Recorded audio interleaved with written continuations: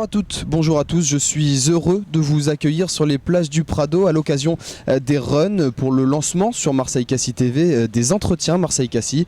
Dans ce nouveau rendez-vous des conseils d'experts pour que vous soyez prêts le jour J. Aujourd'hui un plateau chargé avec Abdou Zbihi, chirurgien orthopédiste, spécialiste du genou. Bonjour Abdou. Bonjour. Et nos deux podologues, Damien Parère et Frédéric Huet. Bonjour messieurs. Bonjour. Aujourd'hui, on va s'intéresser à la blessure du coureur sur route. Et pour commencer, Abdou, à quelles pathologies sont exposés les coureurs sur route ?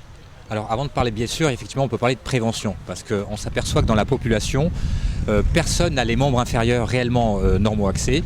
Et finalement, seulement 20% de la population a les membres normo-axés. Donc on a 40% des gens qui ont des membres désaxés plutôt en varus, lorsque on a des tibias qui sont arqués vers l'intérieur, et 40% en valgus, c'est l'inverse, là c'est les genoux qui se touchent alors que les chevilles sont écartées.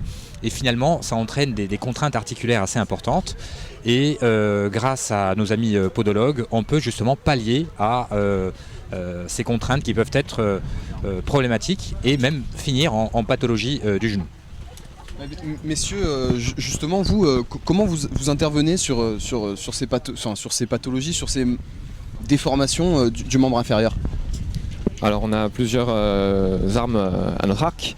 On va pouvoir éventuellement traiter la déviation par un calage à l'aide de semelles, ça c'est le cas échéant, mais on peut également étudier la technique de course pour limiter au maximum les déviations de l'axe inférieur.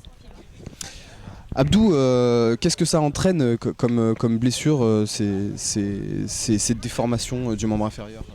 Alors effectivement, alors c'est la déformation la plus fréquente essentiellement chez le coureur, donc quelqu'un qui serait en varus, donc effectivement quelqu'un qui aurait des genoux très écartés alors que les chevilles sont très proches. Et cet écart des membres inférieurs, cette convergence des membres inférieurs au niveau des chevilles fait qu'on a des appuis qui sont différents, avec une hyperpression générale au niveau de l'intérieur des genoux, des deux genoux, et ça peut générer des problèmes cartilagineux, des problèmes méniscaux, qui peuvent être au départ uniquement des contraintes et après finir avec de la pathologie, c'est-à-dire une fissure méniscale, une fissure cartilagineuse. Donc c'est pour ça que souvent des coureurs prennent la peine de consulter au moment où les douleurs apparaissent, et il faut ne pas hésiter à consulter assez rapidement pour vite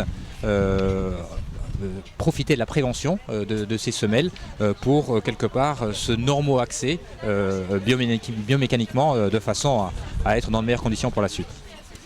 Frédéric, sur ces problèmes de cartilage, comment vous pouvez intervenir ? Peut-être c'est plus en prévention que vous intervenez. Nous on essaye d'intervenir avant qu'il soit trop tard en fait, quand la douleur vient juste d'apparaître. De manière à ce que ça ne s'aggrave pas et que le coureur puisse continuer, guérir, et puis qu'on n'en arrive pas à un stade chirurgical. Donc nous on va essayer de stimuler le pied pour ramener le genou un petit peu plus dans l'axe et que la foulée soit plus physiologique et la plus symétrique possible.